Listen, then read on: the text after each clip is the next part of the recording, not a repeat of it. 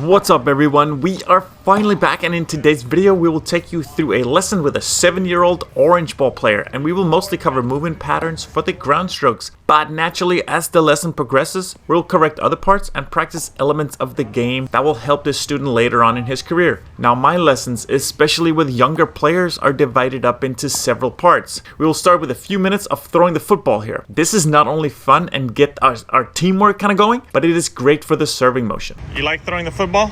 Yeah, it's a lot of fun. This football is a very soft, so can't really hurt anybody, and it's small, and the junior players can get a good grip around it and throw it. So we use this actually for 7 and up, even in the academy with the teens. They like to do this for a warm-up, so totally recommend it. We are moving on with our lesson, and the first thing we do with our rackets is a fun pyramid game where we can only slice the ball. First one to knock down all the opponent's pyramids wins the game. This is a very good and fun way to work on slicing and volleys, which are obviously very similar in techniques. Once you have a young student like I have here, you want to stay close to the net to make sure they don't swing away or have too big of a range. So literally it's working on the volley technique. As the student progresses, or let's say you have an older student, you can move them further back, depending on their skill level too, of course. I would say, like most tennis players, neither myself or my son, who is in today's videos, like to lose, so let's see what happens.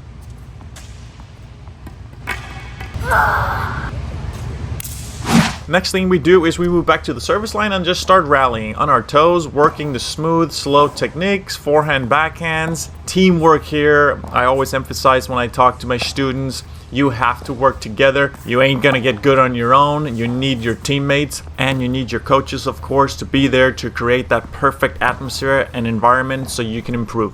Next up, we dig a little bit deeper into the technical work. And when I say technique, I don't mean just, hey, I'm gonna swing the racket correctly. No, we need to think of this as turning and working our technique from the ground up. So build your techniques from the ground up. We're turning our foot first. We are working our habits and training our movement patterns. So turn from the ground up. That means your foot is turning, not your shoulders, not your hips.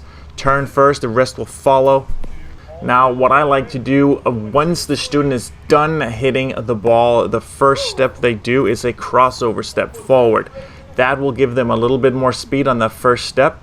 Then they can start the shuffling, because your opponent doesn't really hit the ball right after you hit it anyway. So you can get a little bit more speed by doing the crossover step. And of course, that's not easy, but it is very important for tennis players that you build some good movement patterns. The best players, they just move well and they move correctly. You can also see I have my student move first where I want him to move, and then I feed him the ball. So we're working on the patterns and kind of dividing it up a little bit until they get it right. The next step is now the student will do everything on his own. So I feed the ball, he turns from the ground up, he takes his 2-step, gets into open stance position, and then the crossover step for the recovery. If you want some more info about this specific movement patterns, I will leave some videos in the description. All right, it's break time here. We're working hard and smart. What do you got there? Zivia. No sugar, no artificial sweeteners. It's approved. But the most important thing is we do drink water. Very good. So which racket do you play with? Can you show me? I play with the Wilson Juice. Logan plays with the Wilson Juice 24 inches. They used to make these back in the day. Definitely the best racket you can get that is shorter than 25 inches. Once we get to 25 inches, you can get good quality. But anything under that is really not good at all. This was back in the day. We got this on eBay. He used to play with the Juice 22, which is a copy of the one he's having now, just 22 inches. Same material, graphite based, gotta love it. And you know, when your student shows up in these types of socks, we are ready to rock, right? Yeah. Do you eat Doritos? No. No, why not? Because they're not healthy. They're not healthy, that's right. Very good. It is time for some close stance forehands, and we're working on moving forward into the ball and creating some space with that left hand reaching out to the side.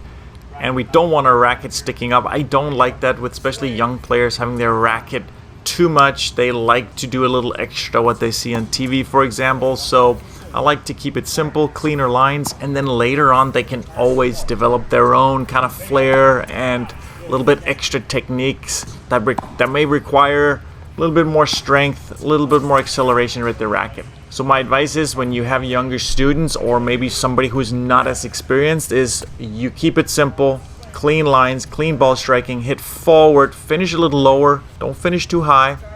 And right now in the lesson, we're talking a little bit about what we wanted to have him to do here. So create some space. He's also doing a little bit too much flair with the arms on the take back. That's going to make it harder for him to succeed, especially under pressure when he's that young. So keep it simple again, like I mentioned before. And don't be afraid to go over there and kind of assist them with the racket. Lead their arm. Make sure they're keeping it simple. And guys, tennis, in my mind, is the most difficult sport on planet Earth. So it takes time. You got to train these habits and patterns over and over again. And like I mentioned before, I will leave some more instructional videos in the description, so check them out, or at the end of the video you can click on them as well. Don't do all this stuff. Be more when you turn. Keep it away from you, the racket away from you. So, see how you're going up here? Yeah, take it that way away from you. Better, good job. Ready? Here we go. Turn, take a turn. Don't recover so fast. Okay, good. I like that one. Good. Let's go. We got it. So step around and stay there. Ready? Turn. Around, stay there. Freeze. Ready? Move it. Turn. Come on. Around, stay. Freeze. Hey. Good job. Good job. Here are the balls we're using in today's lesson. I love these two colored ones. Well, I like them better than just a regular dot, just because they look cooler. You can see the topspin better. Just an overall better ball in my opinion. Other balls out there for the juniors, as we know, they are the green balls. Orange, as we're using today. The red dot, which I'm not a fan of. It's heavy, it's big. I like the foam balls much better. And we use them for pretty much all ages in our junior program here. Love it. If you're interested, we can cover this in another video, how to train juniors from, let's say, age 3 all the way up. Let me know in the comments. We are moving on to the backhand now, and again, show your student, have them shadow you the way you want them to move. So I like to turn obviously from the ground up, as we talked about earlier with the forehand, and then move to the ball, swing, bring the back foot around after we hit the ball, and then recover with the crossover step. So similar movement patterns like the forehand. And again, I am big on movement patterns. I feel like most players actually move incorrect, not as efficient as they could. It's a little bit more stomping and teeing off. When it comes to the racket line on the take back, so as we're turning, I like a little bit more straighter take backs, such as like a Murray. I like Djokovic as well. Hewitt back in the day I really liked. It just makes it a little bit easier for players to get that straighter line forward and hitting a cleaner ball. Crossover. Nice, good job. And what racket does coach have today? We're going back in time, guys. Fisher. I mean, you can't get better than this. If you are old enough and you know this was like late 80s, early 90s. There you go. Can I play with this? Maybe when you're a little older. What we got here? Who signed that bag? That is Bob and Mike Bryan. You know who they are? No.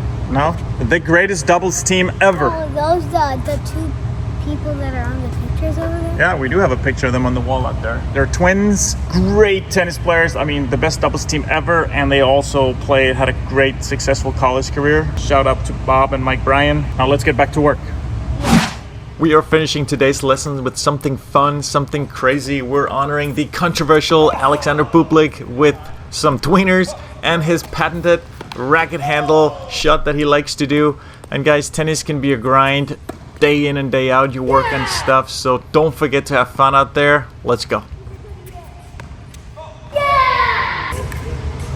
Good lesson, good job. Working hard, right? Yeah. Logan, do you do any other sports besides tennis? Yeah, a lot. Soccer and jiu-jitsu. Soccer and jiu-jitsu? Yeah. And how many times a week do you practice tennis? 2 or 3 days. 2 or 3 days tennis, and the other sports? Jiu-jitsu 2 days a week. Jiu-jitsu 2 days a week? In soccer, I don't do practice anymore. I just practice by myself in my yard. Very good. Every day at school. Every day at school? Yeah. Very good. That is it for today's videos, guys. Thanks a lot for watching. Let me know in the comments if you have any questions, and I promise I will do a better job getting back and answering those questions. And also thank you to the people that are reaching out to me either on here or on Instagram. I do hope to be back soon. Take care.